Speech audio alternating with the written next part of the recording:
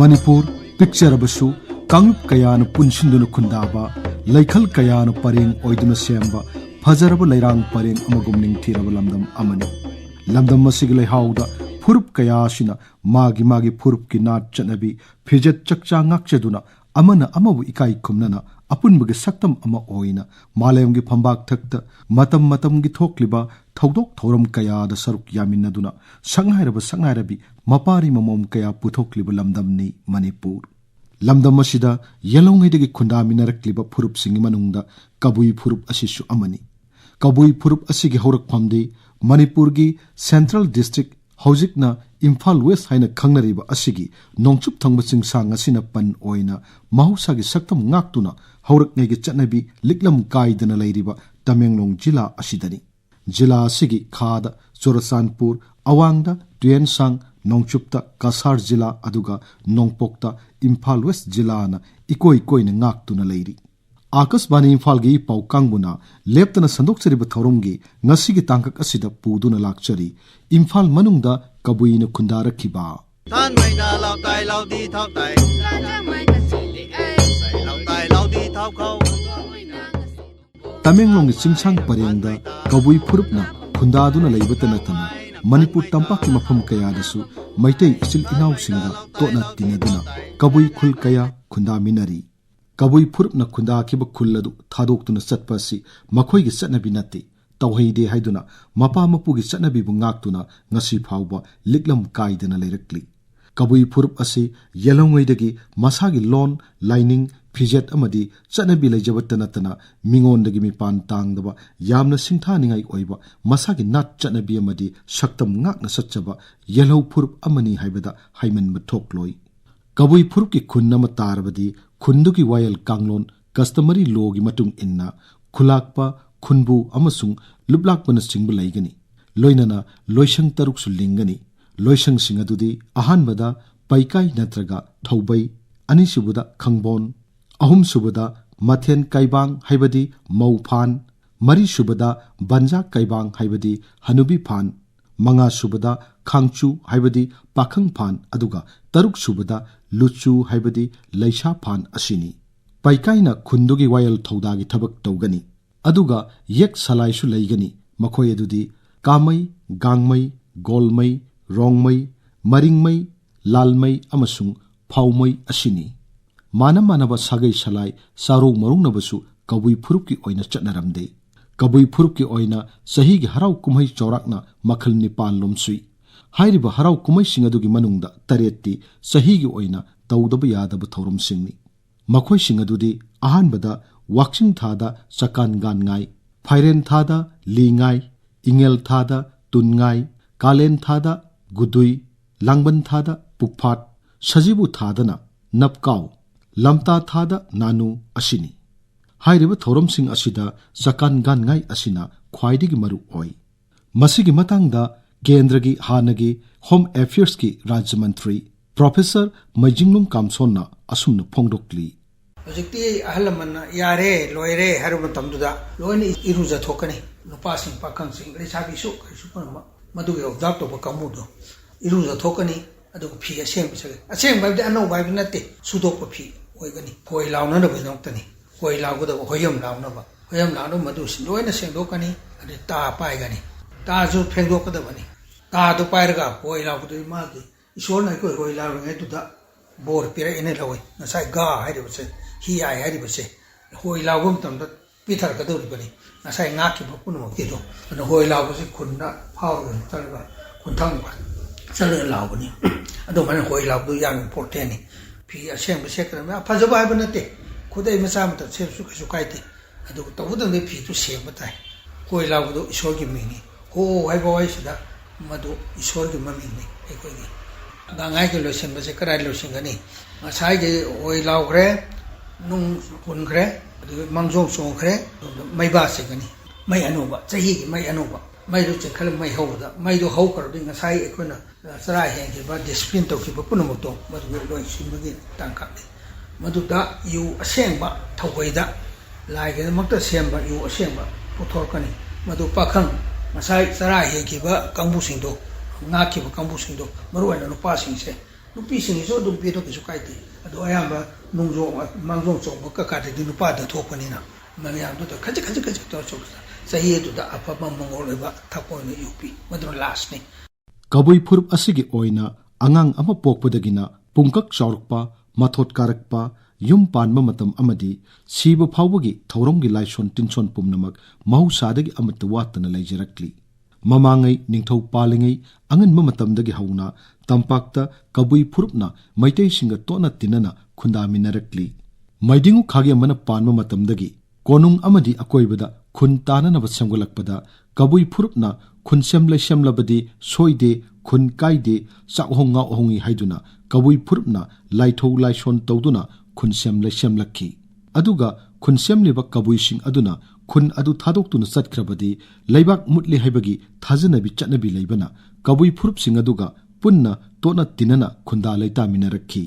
ꯃꯇꯝ ꯑꯗꯨꯗꯒꯤ ꯍꯧꯅ ꯂꯩꯕꯥꯛ ꯅꯤꯡꯊꯧꯅ ꯀꯕꯨꯏ ꯈꯨꯟꯁꯤꯡꯗꯨꯒꯤ ꯁꯤꯟꯐꯝ ꯄꯤꯗꯨꯅ ꯏꯝꯐꯥꯜ ꯃꯌꯣꯜꯗ ꯃꯇꯝꯗꯨꯒꯤ ꯀꯣꯅꯨꯡꯒꯤ ꯑꯀꯣꯏꯕꯗ ꯈꯨꯟꯗꯥꯃꯤꯟꯅꯔꯛꯈꯤꯕ ꯈꯨꯜ ꯈꯔ ꯄꯜꯂꯕꯗ ꯐꯧꯁꯨ ꯈꯨꯟ ꯑꯁꯤꯅ ꯅꯤꯡꯊꯧꯒꯤ ꯎꯁꯞ ꯃꯦꯂꯥ ꯊꯣꯛꯄ ꯃꯇꯝꯗ ꯐꯧ ꯁꯨꯗꯨꯅ ꯅꯤꯡꯊꯧꯗ ꯇꯝꯒꯅꯤ ꯁꯤꯡꯖꯥꯔꯣꯏ ꯈꯨꯟ ꯑꯁꯤꯅ ꯅꯤꯡꯊꯧꯒꯤ ꯌꯨꯝ ꯁꯥꯅꯕ ꯀꯣꯅꯨꯡꯒꯤ ꯊꯧꯗꯣꯛ ꯋꯥꯊꯣꯛꯁꯤꯡ ꯊꯣꯔꯛꯄꯗ ꯃꯥꯟꯗꯣꯞꯅꯆꯤꯡꯕ ꯈꯟꯅꯅꯕ ꯎ ꯋꯥ ꯇꯝꯒꯅꯤ ꯃꯩꯇꯥꯟꯂꯣꯏ ꯈꯨꯜ ꯑꯁꯤꯅ ꯅꯤꯡꯊꯧꯒꯤ ꯆꯪꯒꯗꯕ ꯃꯩꯇꯥꯟ ꯇꯝꯒꯅꯤ ꯑꯁꯨꯝꯅ ꯅꯤꯡꯊꯧꯒꯤ ꯃꯇꯝꯒꯤ ꯑꯣꯏꯅ ꯃꯊꯧ ꯇꯥꯔꯛꯄ ꯄꯣꯠꯂꯝꯁꯤꯡ ꯑꯁꯤ ꯈꯨꯟꯁꯤꯡ ꯑꯁꯤꯅ ꯄꯤꯒꯅꯤ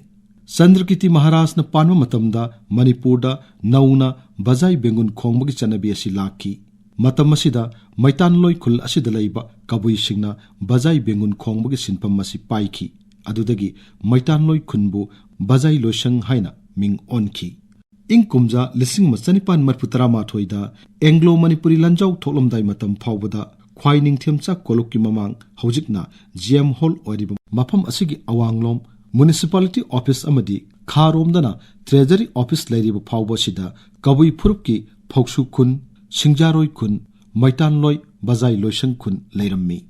एंग्लो मणिपुरी लंजाउदा ब्रिटिश इंडियाना मणिपुर लौसिनख्रबदा खैरमबन मयोलगी सरुक वर्ग माइल 1.34 पाक चौब सरुक ब्रिटिशना कंट्रोल तौदुना मखोइगी रिजर्व लैंड ओइखी मफम असिदा ब्रिटिश नतना अतोप मी अमत लैबे यारोइ हाइदुना मई थादुना तांथोकपदा फौक्सु खुन सिंगजारोइ खुन अमदी बजाई लोइसंगसु याउखी मफमदुदा ब्रिटिश की मी नतना अतोप मी अमत चंगहनखिद्रे मतम खर लैरब मतुंगदा ब्रिटिश लेंगा की थबक थौरम कयादा अवाटपा अहोब कया लेरकपदगी मतमदुगी पॉलिटिकल एजेंट बोरो साहेब मेजर मैक्सवेलना हाना मफमदुदा खुंदारंबा कबुई फुरुप सिंगदु थिरक्तुना अमुक हना खुंदाहनखी लुवांग निंगथौ मेजर मैष्नाम सामुना लेरंबा इंखोलदा फौक्सु खुनगी कबुई सिंग लेहनखी मेजर मैक्सवेलना नौना खुंदाहनबदगी फौक्सु खुनबु मेजर खुन कौखी अदुगा हॉस्पिटल की थौरम थौदागी थबक पुहनखी सिंगजारोइ खुनगी कबुई सिंगमुना खैरामबन कैथेल सेनहंदुना नागा तुरेन मपान द खुंदाहनखी कखुलोंग खुन हाइना हौजिक खंगनरिबा असिनी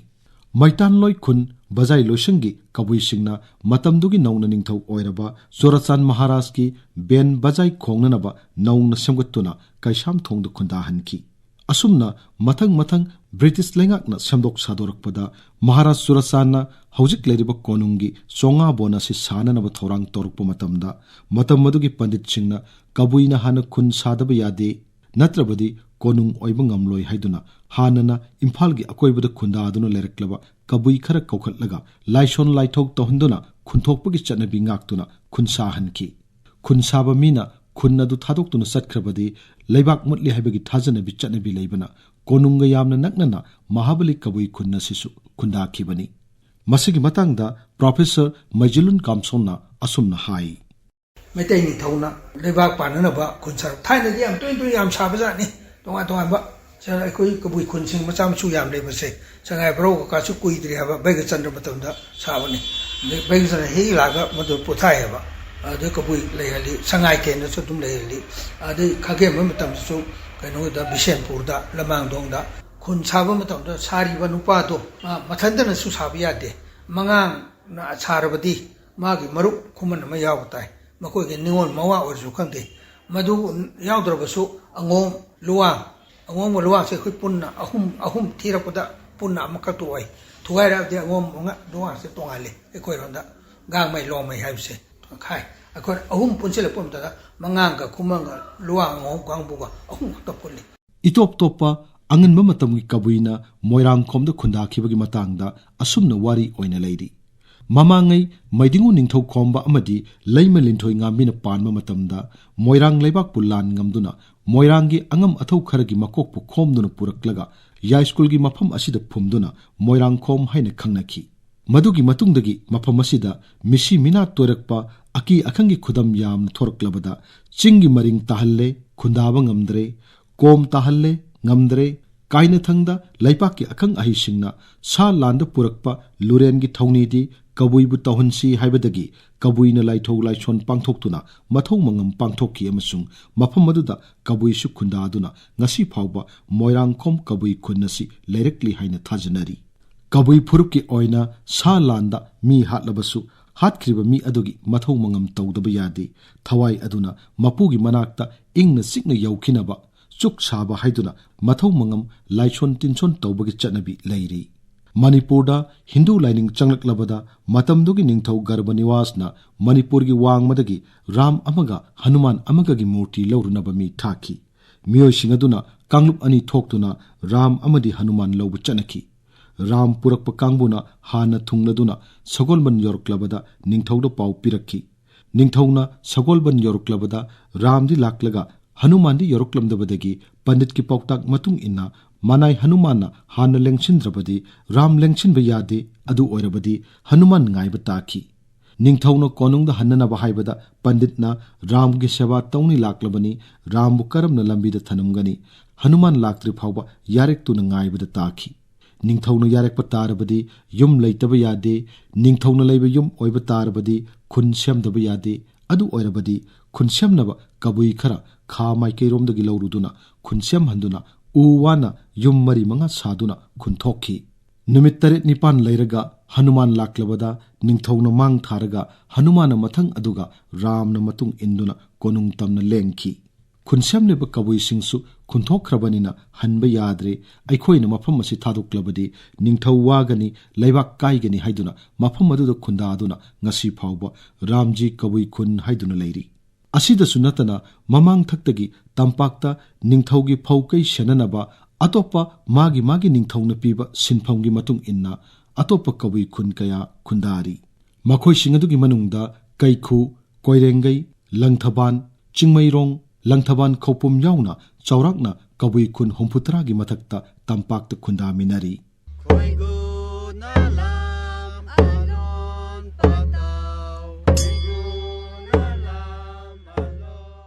Manipurgi ariba yellow purup ama oiriba kabui purupna Manipurgi puwari da laurkiba thawdang singbu aikhoi khuding makna ikai kumna pham thoi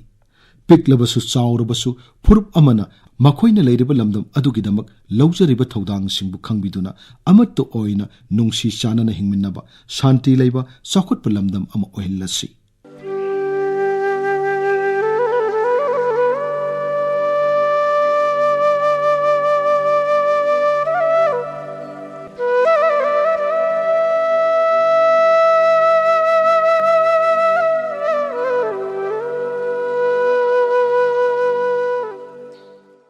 Matangasida Akasbani Imphal gi pau kangmunu puthokpa akhanaba thoram